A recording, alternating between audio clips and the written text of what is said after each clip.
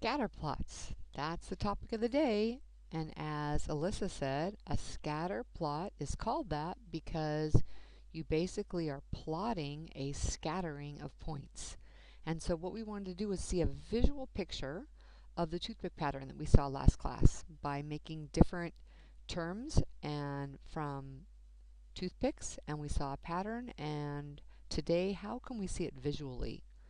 So we started off by just making sure you guys understood that this is an example of a scatter plot. And I have two axes, and what I'm looking for is to see if there's a relationship between two sets of data.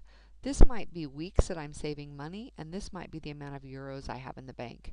And as the time progresses, my savings are increasing because every week I'm saving more money. And this correlation is a positive one because as the weeks increase, my euros are increasing. As x increases, y increases. And so we get this uphill line from left to right.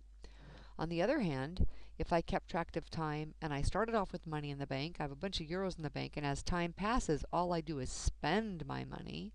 And so as time is going on, my points are, as x is getting bigger, x is this axis, and the weeks are passing. I'm counting the weeks. That's getting bigger. My bank account is shrinking. This is a negative correlation. And then we can also have a situation where there's no correlation. There's no relationship at all between my age and my house number. I can be young and have a small house number, or young and have a big house number. There's just no relationship. So when I plot ordered pairs that are a person's age and their house number, which is what each one of these points would represent, there's just no relationship between the data. Now, if there is a relationship between the data, I can use a scatter plot to make a prediction in either of these, but if there's no correlation, then I cannot make a prediction from the data. So the purpose of a scatter plot is to see if there is a relationship between two sets of data. So yesterday we found that in the toothpick pattern there was a relationship, and that relationship was that if we took the design number, the term number, and we multiplied it by 3 and added 1, we would get the term, which was the total number of toothpicks in this pattern. And this was our toothpick pattern. So this is the first term. Term number 1, design number 1, and it has 4 toothpicks in it. And what we found is that design number 2 had those 4 plus an additional 3, and that's a total of 7. Design 3, or term 3, had those 7 plus an additional 3, and that's how we got design 3 had 10. And then you made a prediction about how many would be in design 4, or term number 4. Well, it would be these same 10, and to put another square, I would add another 3, and so that's how we got from 4 to 7, 7 to 10, and 10 to, whoopsie, this should be a 13, not a 14. It's adding 3 each time. Sorry about that. All right, so if we have a term number, that's like the design number. And this number, whatever this represents, okay, is our sequence of numbers. In this case, it's the total number of toothpicks in each pattern. Then we take that information, term number and the term, the design number and the number of toothpicks, design number, toothpicks, design number, toothpicks, and we organize them in a table, and these become ordered pairs that we're going to graph. And that is what the picture of our data will look like. So we're just going to make these into ordered pairs, which is what you see right here.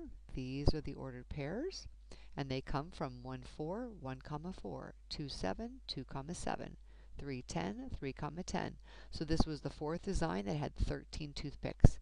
And from this table, we get our ordered pairs to graph. So then the next thing we need to do is decide what our axes are going to be. What should we scale our axes by? And in this case, we're going to count by ones because our numbers are not very big. And we're not going to connect the points in this situation because there is no 1.5 term number. There was the first design of toothpicks, and then there's the second design. So we really have the set of counting numbers. And there's no decimal number in here that makes sense for this toothpick pattern. We can't have the 1.5 design. Therefore, it doesn't make sense to connect the points because that would include every point between those whole numbers, and we don't want to include them. And we only are in quadrant 1. There's nothing negative here. And in quadrant 2, x is negative. In quadrant 3, they're both negative. In quadrant 4, y is negative. And we don't have any negative numbers here because these are representing a term number, which is a positive counting number, and the number of toothpicks, which is again a positive number. So we decided to scale by ones, and then these black points are our ordered pairs from this table. So we saw a pattern here, and from this pattern we can make a prediction. We can say, wow, to get from point to point, I go up 3 and over 1, up 3 and over 1, up 3 and over 1, up 3 and over 1, and I can continue that pattern up 3 and over 1, and I can make a prediction for the number of toothpicks based on this term number and based on my visual graph. Now using the equation is a lot more efficient because I can find the 100th term without having to go all the way out to 100. But the slope of this line, that rise over run, is 3 over 1, or 3. The ordered pairs are how we get the black dots. And the first number, the input number, is called the domain. Those are the values for x. So just when you're graphing, that first x value is called the domain. And our domains were only the set of counting numbers. So because there was no such thing as a 1.5 point term, there won't be any fraction or decimal points for our domain. All right, you had a short quiz today. Those have already been graded. I'll give them back to you right away. Most of you did fine. And then only one person finished their scheduled assessment, so you need to finish that up as part of your time on ALEKS this week. We checked your homework and you took your quiz, and then this is what you need to have done on ALEKS by Sunday night, and this is your new assignment, pages 29 to 30, numbers 2, 3, 5, and 6. And then a few of you had some questions about one of the homework problems. This was a series of dots, but I just drew it as a rectangle. So the first term, notice, was 1 dot wide and 4 dots tall. The second term was 2 dots wide and 5 dots tall. The third term was 3 dots wide and 6 dots tall. And you had to tell in your homework what the fourth and the fifth term would look like. So the fourth term, notice that the term number matches the width. And there's a relationship in every one of these between the width and the length.